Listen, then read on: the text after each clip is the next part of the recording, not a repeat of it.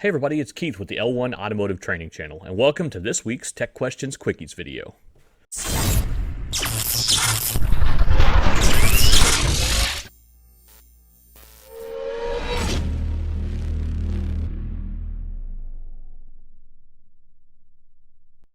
All right, everybody, if you don't know what this is where I sit down and I take questions. You can email all of your automotive-related or industry-related questions, whatever it is, to techquestions@l1training.com. So let's get right into the emails and see what we've got today.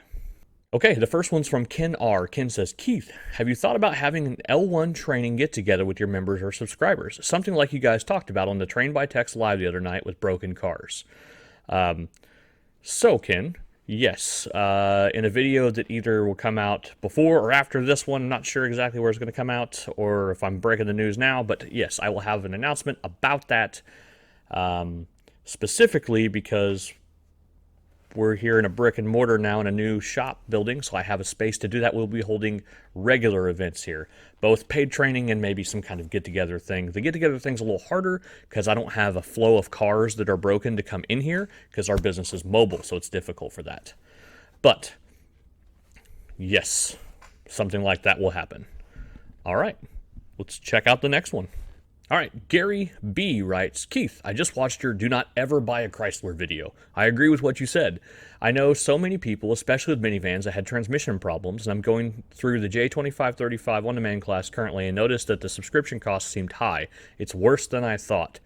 I know, right? Speaking of the J2534 class, below you can see I forwarded a reply to send because after watching the previously mentioned video, I saw that you had a different email address you would like questions sent to. So if you don't have time to answer, I understand. I'm sure you stay very busy. Unfortunately, true also. I also add that I feel like the $150 I spent on a good investment, I'd really like to... on the video.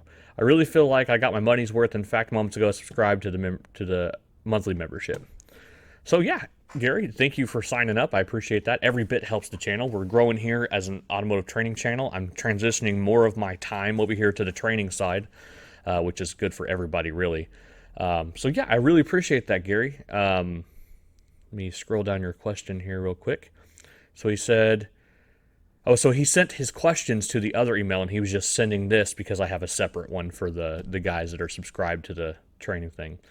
Thanks for applying your efforts to making the class available. I have a few questions about changing the module. During a PMI, after FJDS pulls the calibration and configuration data from the old existing module, does that render it inoperable, or does FJDS just copy the data?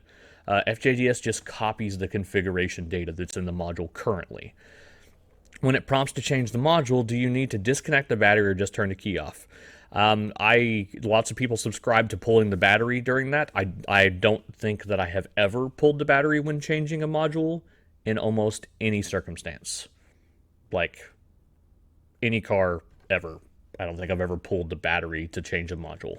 Unless the battery was in the way to getting to the module, like some Mazdas. How much time do you have to make the swap, and what happens if for some reason you can't complete the swap, like maybe you were given a wrong module?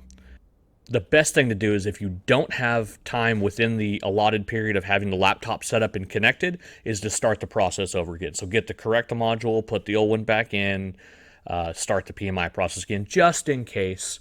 Or just put the new module in and do a process that I teach in the training class on how to do when you don't have the original module, or when the original module is a no-com situation. So there are some options for you there. Your best bet, though, is just go ahead and change it back to the original if that's really easy. Perhaps you have some videos about all this. I've never done a swap and only a few GM reprogramming so far. All the information I've found covers only programming and not step-by-step module replacement. Thanks in advance, Gary. Gary, thank you for your questions. Yeah, I mean, I covered that. I think if you continue on the J2534 class that you've already got access to on our website, l1training.com, then you are going to have what I answer pretty much all those questions, except for the one about the module change. So, perfect. All right, guys. Thanks again, Gary. And I'm glad that you feel like it was a worthwhile investment to purchase the class and sign up for the monthly subscription for access to all the training. And for those of you that don't know, l1training.com, unfortunately, shameless plug here. You can purchase just my J2534 programming class, or for $20 a month, you can get access to over 100 hours of training content, which includes that J2534 class. So those of you that want to get into module programming or expand your diagnosis capabilities, maybe get into doing diagnosis as an everyday thing if you don't already, or just sharpening your skills, for 20 bucks a month, I've got almost 100 hours, actually a little over 100 hours of training content now. So you can go to l1training.com and sign up. That wraps up this week's Tech Questions Quickies. Remember, if you've got questions, please send your questions to techquestions@l1training.com. And if I get your questions, I'll make a video and hopefully answer them for you. All right. Thanks, guys. See you next week.